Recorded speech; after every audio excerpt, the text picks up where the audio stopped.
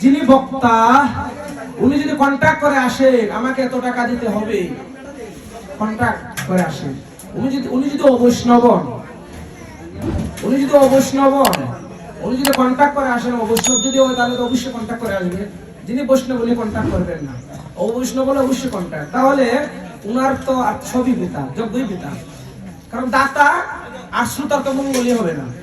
তার নিদর্শন ভক্তমাল গ্রন্থে গোপাল ভট্ট গোস্বামী দিয়ে দিলেন যে দুগ্ধ যতই ভালো, যখন সর্প আহার করে তখন কোন ভক্ত আর এটা আহার করে না, এটা বিশ্ব পরিণত হয় কিনা? সর্প আহার করার পরে দুগ্ধকে আপনি আহার করবেন না।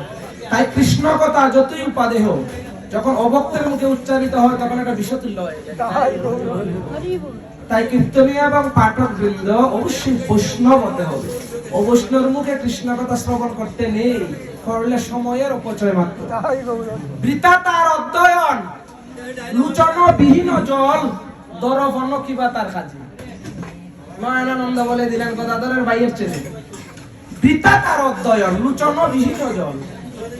আপনাকে হান্দাচ্ছে, ওই নয়নের জলও কাজে লাগবে না। অভক্ত কাঁদাচ্ছে, নয়নের জলও কাজে লাগবে না। বৃথা তার অধ্যয়ন, লুচন বিহীন জল। দরবন শব্দের অর্থ আয়না। অন্ধের সামনে আয়না ধরলে কিছু দেখা যায়? সে অন্ধ, কিছুই দেখা যায় না।